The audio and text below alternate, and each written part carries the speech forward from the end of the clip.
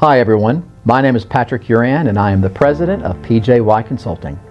Today I'm going to share with you 5 simple daily practices that can genuinely improve the quality of your life if you choose to practice them. And over time, they will build the skills that help you live with more joy, more meaning, and more happiness in your life, especially during difficult and challenging seasons. Number 1, give yourself permission to feel what you feel. Each day, pause long enough to put a name to what you're actually feeling without judging it or trying to fix it. Most of us, especially at work, are very good at saying, "I'm fine," and then powering through the day. I've done that more times than I can count. And what I've learned is that ignoring what you feel doesn't make you more productive. It just makes everything heavier and more difficult. Giving yourself permission to acknowledge frustration, sadness, fear, or even joy actually helps you move through your day with more clarity. For a long time, my default response to hard seasons was actually that: stay busy and keep moving. After my wife's cancer diagnosis, I thought strength meant not slowing down, powering through. What I learned instead is that unacknowledged emotions don't disappear. They just show up in other ways. The day I finally gave myself permission to feel grief without feeling guilt, things began to feel easier and I started to find clarity. And eventually, small, authentic moments of happiness worked their way back into my life again. Number 2, do one purposeful thing that serves someone else. Purpose doesn't have to be big or life-altering.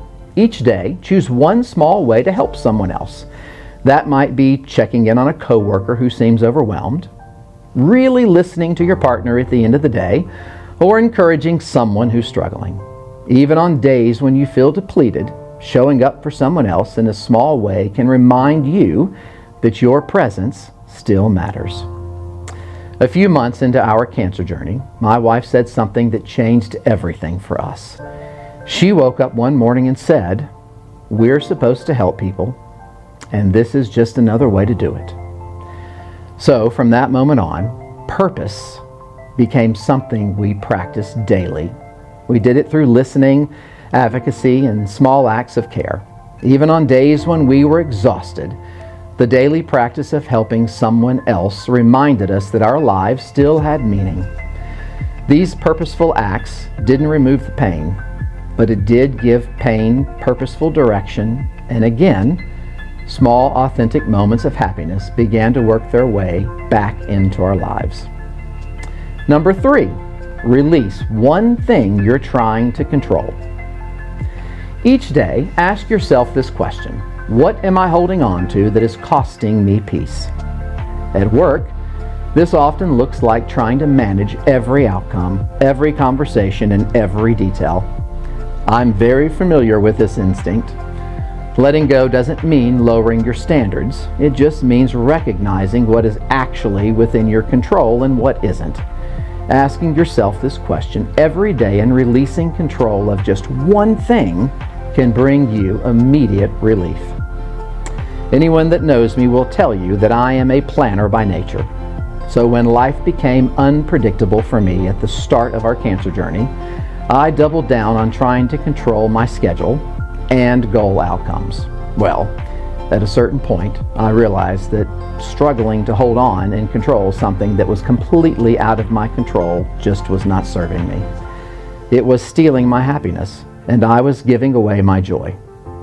Learning to loosen my grip didn't solve everything, but it did allow me to begin to breathe again. Letting go has become a daily practice for me now. It is not a one-time decision. When I am successful in this practice, I find that I am much happier.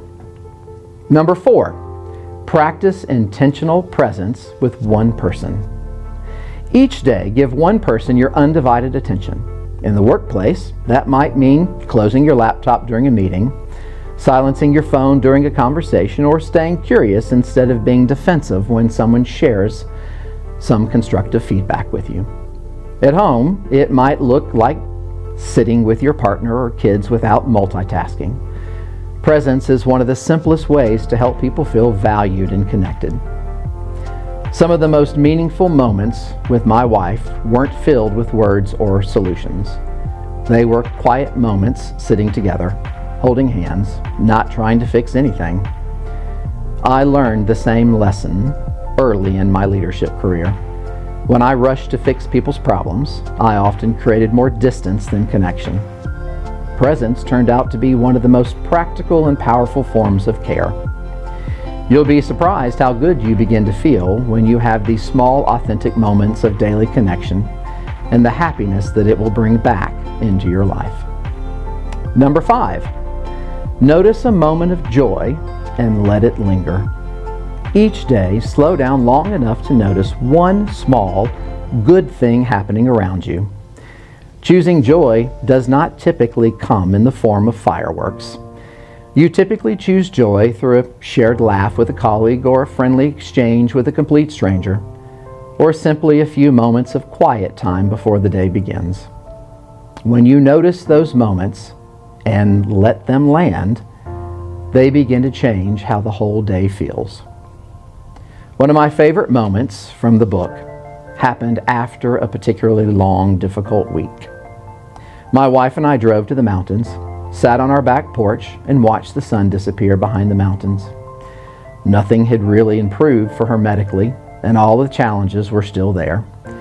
And yet, we were happy together anyway, because we chose to sit in that moment and see the beauty. That moment reminded me that joy is not a feeling, it is an experience that we choose. So, we wait for life to get easier. We simply have to slow down long enough to notice it and then give it time to stay. If you'd like to explore these ideas more deeply, you might want to check out my book, Holding On and Letting Go, a story of love, life, and loss, which may be found through my website, PJYConsulting.com. In the book, I share 10 life lessons that my wife and I learned during a season that changed everything. The book includes personal stories, reflection questions, and discussion prompts if you'd like to walk this journey with a loved one, a team, or a small group of friends. Writing this book helped me make sense of a really challenging season of life, and my hope is that reading it might help you do the same and remind you that joy isn't reserved for easy days. It is something that we can practice even when life is complicated.